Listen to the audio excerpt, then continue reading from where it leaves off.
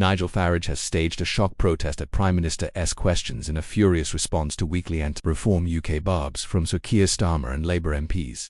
The Reform UK leader confirmed he was watching this week's Prime Minister's questions from the public gallery. As Sir Keir rose to his feet, Mr Farage said on social media, "Every week at PMQs, I am attacked by the PM and Labour MPs but have no right of reply. I am just a mere spectator. So I have decided to spectate from the public gallery today instead. Trending stories, videos you'll say." Speaking to GB News after the Prime Minister's grooming gang's grilling, Mr Farage added that he is no longer planning to sit in the chamber for the weekly dispatch box showdown. "I shall listen to Prime Minister's questions from the gallery in the future," Mr Farage said. "There is no point in being there. I am on strike. I will continue until I get a question." Mr Farage was yet again attacked by Sir Keir, Liberal Democrat leader Sir Ed Davey and Labour MPs at PMQs this week. Sir Ed's swipe at the Reform UK leader centred around the damage done by Britain's departure from the European Union. The Liberal Democrat leader was caught gazing up at Mr Farage from the public gallery, with MPs pointing up at the Clacton MP. Meanwhile, Newton Aycliffe and Spennymoor's Labour MP Alan Strickland took aim at Reform UK councillors in Durham. Sir Keir replied by bringing up ex-Brexit Party MEP Nathan Gill's bribery conviction and blasted Kent County Council over its recent fiasco.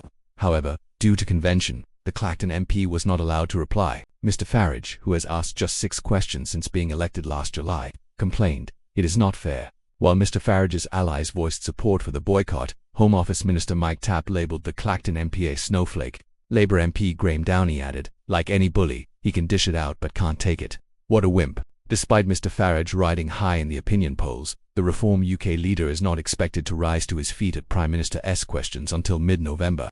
Meanwhile, Tory leader Kemi Badenoch has asked 200 questions, and Sir Ed rose to his feet on another 70 occasions. However, if the questions were allocated to reflect current opinion polls, Mr Farage would have asked 120 since being elected to the House of Commons in July 2024. The National Grooming Gang's inquiry dominated the early stages of today's Prime Minister's questions. Sir Keir rejected Mrs Badenoch's call for safeguarding Minister Jess Phillips to face the sack. The Tory leader also said that the Prime Minister should hang his head in shame, adding, "What we need to think about right now is the victims, the survivors." Despite Sir Ed putting pressure on Sir Keir over Prince Andrew, Liberal Democrat MPs this morning faced fury after it emerged they had tipped off Number 10 about their questions in advance. Rutland and Stamford MP Alicia Kearns said, "Extraordinary. Labour MPs to be submitting word for word what they're going to ask the Prime Minister is one thing, but Liberal Democrat MPs doing it too. Opposition who I have never submitted a written question in advance to a Prime Minister." Tory peer Lord Jackson added, "Liberal Democrats colluding with Labour at PMQs, who'd have thought it? Shocked, I am."